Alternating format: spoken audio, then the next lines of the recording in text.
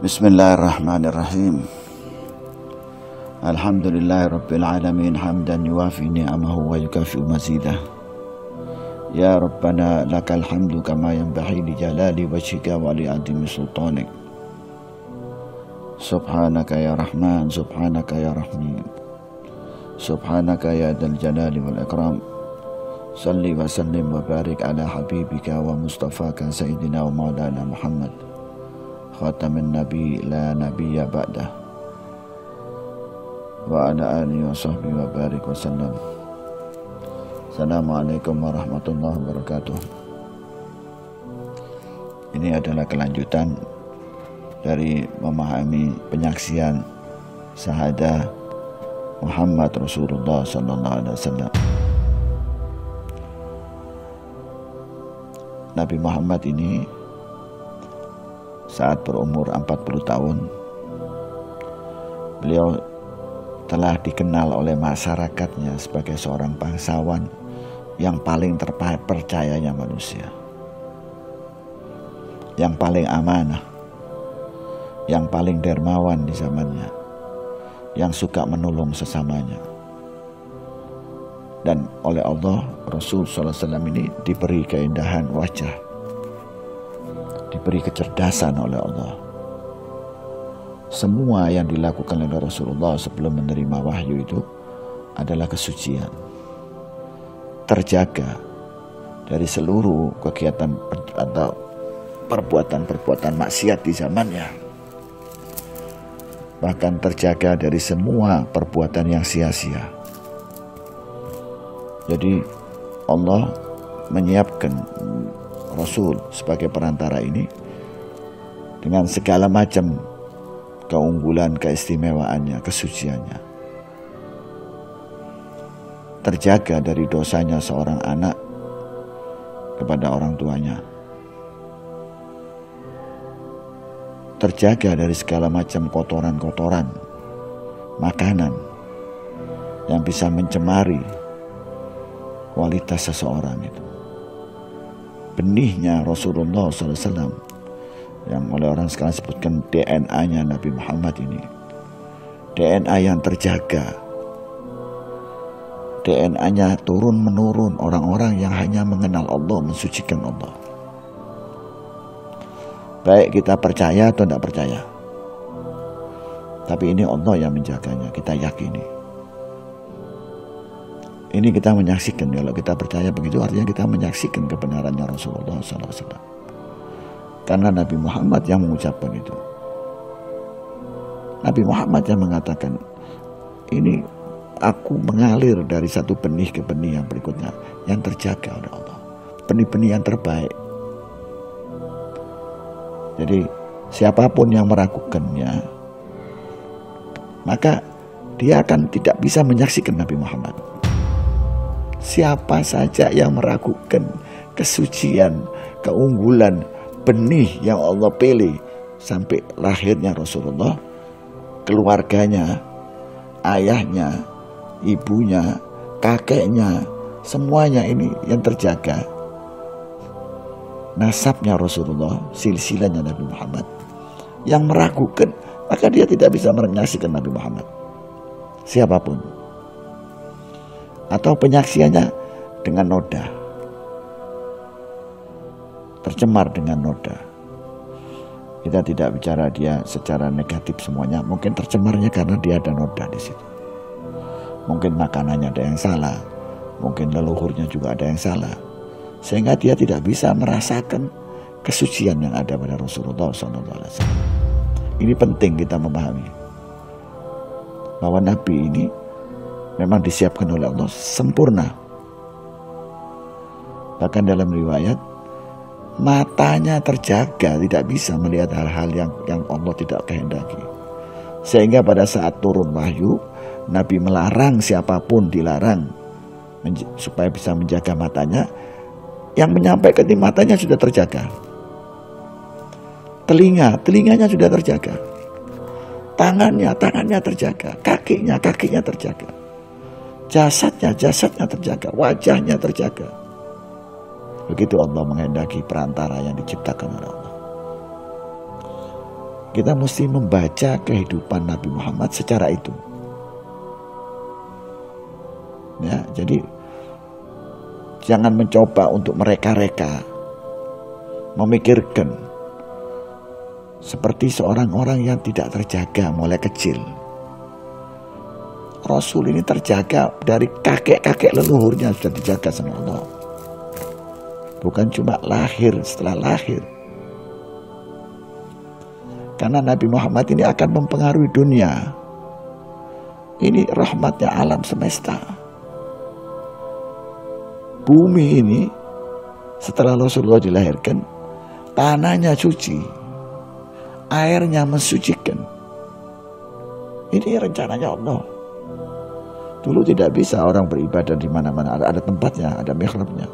Tapi setelah Rasulullah SAW lahir, maka seluruh tempat yang ada di muka bumi ini suci, bisa dipakai sebagai tempat sujud kepada Allah. Ini rencananya Allah. Juga sama, air mensucikan. Nah, ini yang pertama yang harus kita pahami, bahwa Rasul SAW setelah berumur 40 tahun, seorang manusia yang sudah dikenal oleh masyarakatnya, ya, budi pekertinya, akhlaknya, kesantunannya, kedermawanannya, keyakinannya, gitu ya. Ini tidak ada satupun yang pernah menyaksikan kekurangan daripada Rasulullah SAW. Tidak pernah mengucapkan sesuatu kecuali kebenaran. Mulai kecil sampai tua, sampai wafatnya. Gitu ya.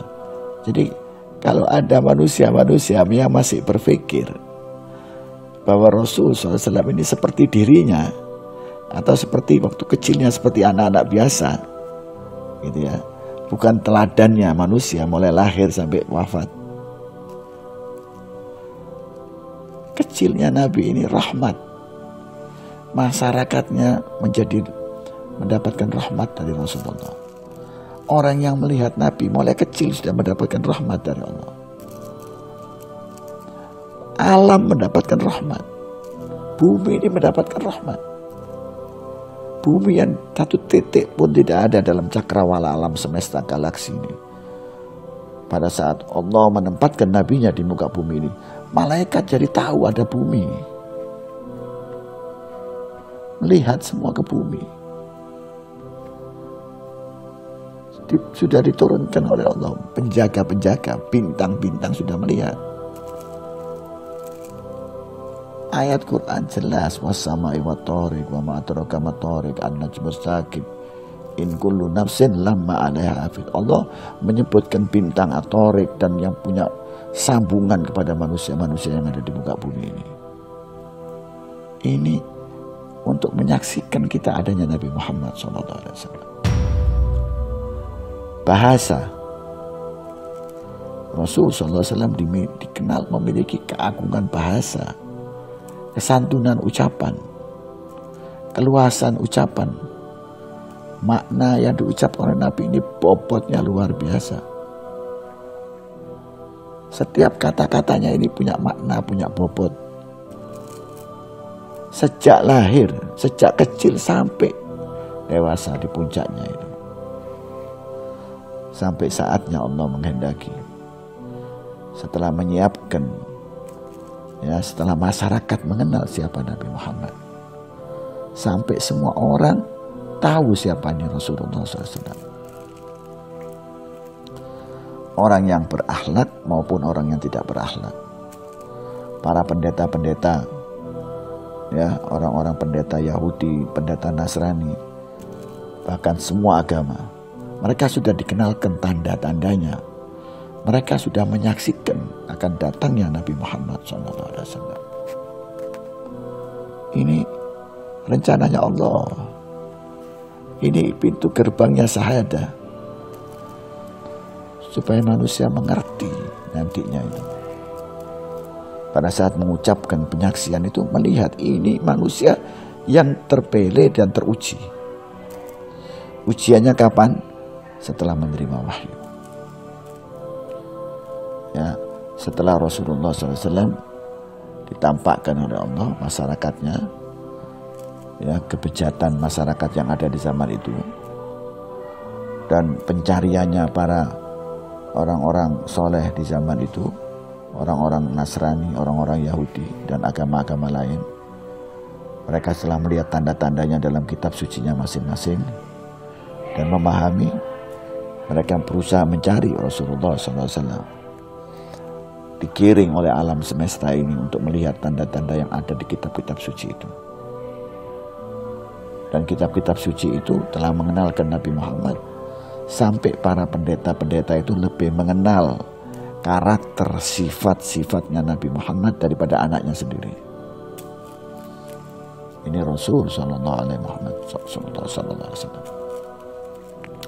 Karena itu kita sebagai umatnya Nabi Muhammad malu nanti kita itu, kalau sampai pada saat kita nanti di hari pengadilan kita tidak mengenal Nabi Muhammad dengan benar. Pada saat Rasulullah mendampingi seseorang nanti di hari hisab, sangat malu kalau manusia ini tidak mengenal nabinya, tidak mengenal sejarahnya, tidak meyakini, tidak menyaksikannya. Di zaman sekarang ini, di zaman yang ilmu pengetahuannya seolah-olah tanpa batas, ya, ilmu pengetahuan yang bergerak sangat cepat, lalu dihentakkan oleh Allah dengan makhluk yang tak tampak. Kita tidak akan membahas itu. Kita membahas Rasul Muhammad SAW. Karena itu kita mesti meyakini yang sungguh-sungguh, menyaksikan yang sungguh-sungguh. Setelah melihat keadaan umatnya, setelah melihat orang-orang yang mendatangi Ka'bah setiap tahun haji, melihat Rasulullah SAW setelah melewati perjalanan perdagangannya ke negara-negara tetangga di Syam, mulai Allah mempersiapkan Rasulullah SAW dengan perenungan, dengan penyaksian yang mendalam. Ya, Allah ingin berkehendak sebelum turunnya wahyu ke dalam kalbu Nabi Muhammad. Ini juga ada perbedaan nanti, apakah turun atau wahyu itu merupakan bagian daripada jiwa Nabi Muhammad, jasad Rasulullah SAW, ruhnya Nabi Muhammad, sehingga tinggal membaca saja. Nah, itu nanti bahasan yang berbeda. Tapi yang sekarang Allah setelah menyiapkan waktunya yang tepat, waktu yang dipilih oleh Allah di masanya, ya, sesuai dengan mungkin kalau orang ahli perbintangan, astronomi dan sebagainya, memahami ada waktu yang paling tepat untuk alam semesta ini. Allah menempatkan wahyunya di muka bumi ini, dan itu dipilih harinya, dipilih tempatnya oleh Allah, dipilih makhluk yang dikehendaki oleh Allah, dipilih malaikat-malaikat perantara yang membawa wahyu.